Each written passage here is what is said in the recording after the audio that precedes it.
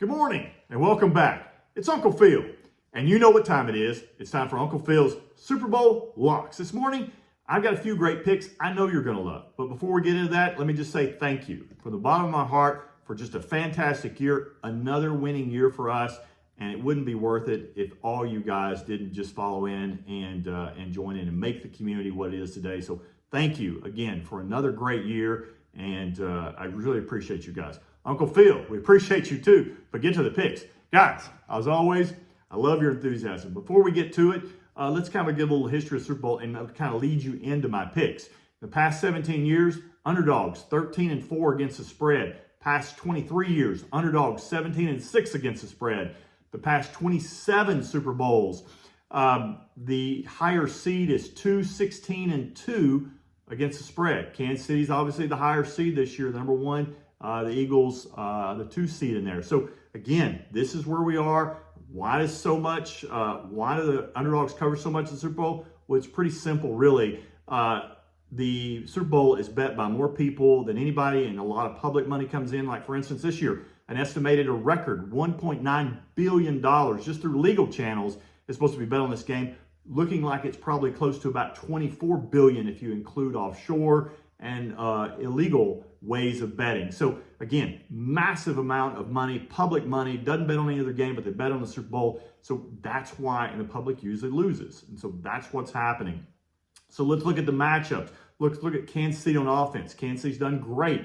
They've really cut in half Patrick Mahomes' sack percentage for each game by flipping Joe Thuney out to left tackle. I think that's a problem though today. You've got Jordan Davis and Jalen Carter on the inside. The Eagles present a unique set of challenges there. So if you put him back, then you leave Nolan Smith on the outside to create havoc. They sacked Jaden Daniels a few times last week. He's a little bit more loose than Patrick Mahomes. That's a problem. But Patrick Mahomes, again, it's going to be a quick release, dink and dunk offense. That's who they are this year. They don't throw the ball down the field as much. As a matter of fact, Patrick Mahomes has the worst completion percentage, over 20 yards of any quarterback in the NFL. Shocking, right? It's only 26%. I thought so too. Look, so it's going to be a slow grind for Kansas City.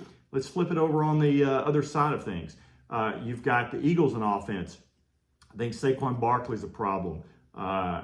Especially, I know that Spagnuolo is going to try to stop the run. We did that last week against Buffalo. James Cook still had 85 yards and 2 TDs. I think that's a problem. Saquon Barkley is a much better running back than James Cook. Nothing against James Cook, but Saquon, as you can see, is the real deal this year. And if they stack the box like that, that means that you've only got to have a quick step by Saquon to get past the first and second level defenders, and he'll be gone.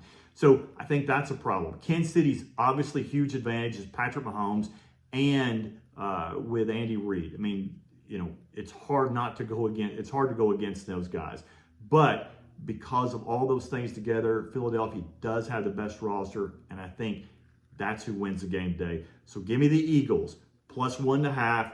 Give me the under 23.5 for the first half. Give me the over 9.5 for the first quarter is my best bet. For my other best bet, my 10 prop bets and my primetime teaser and a couple exotic bets, go to social media about a couple hours before the game, and I'll have those posted as well. But guys, thanks for tuning in. Again, thanks for a great year. And for one last time, go Birds, and let's roll.